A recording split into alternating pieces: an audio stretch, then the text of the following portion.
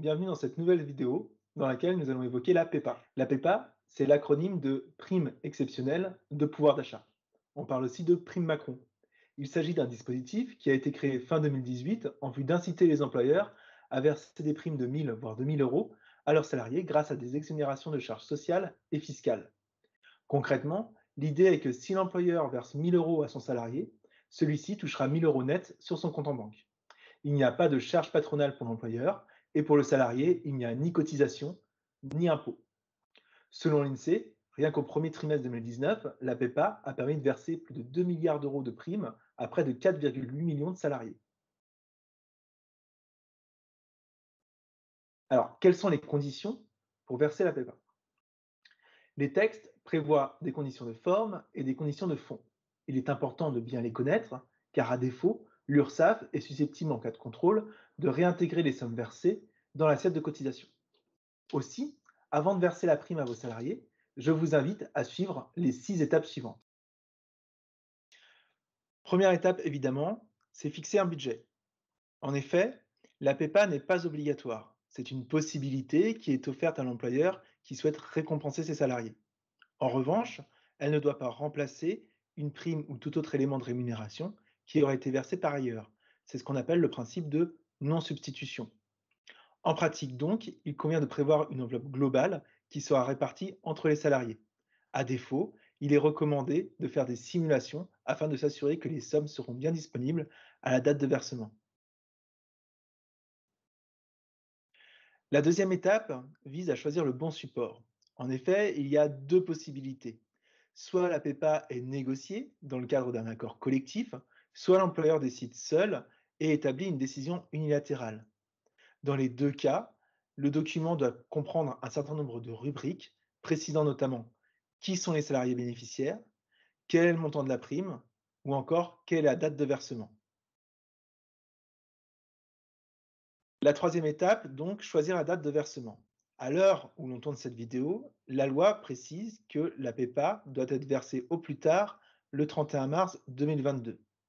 À noter qu'il est possible de prévoir plusieurs versements, à condition que les critères d'attribution soient les mêmes à chaque échéance et que la dernière échéance intervienne au plus tard le 31 mars 2022.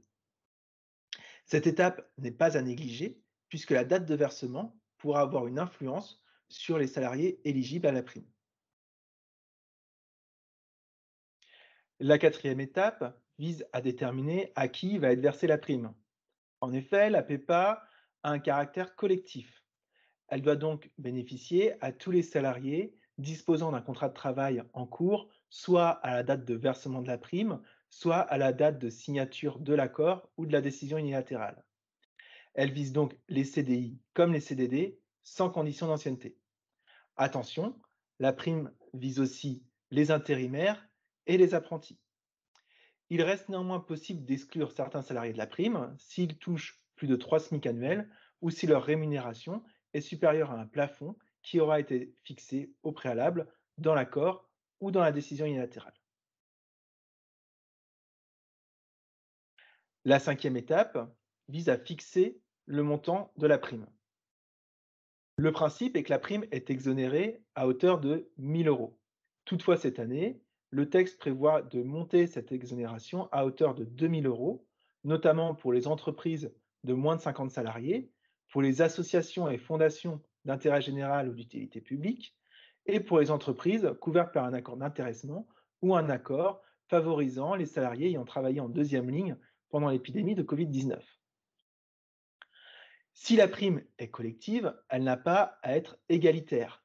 Il est ainsi permis de moduler le montant de la prime entre les salariés en fonction de 4 critères pouvant être cumulés.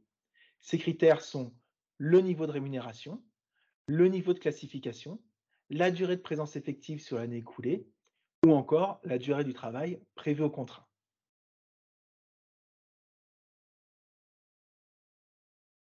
Dernière étape, il convient de ne pas oublier les modalités d'information. La prime doit apparaître sur les bulletins de salaire et faire l'objet d'une déclaration à l'administration, notamment par le biais de la DSN.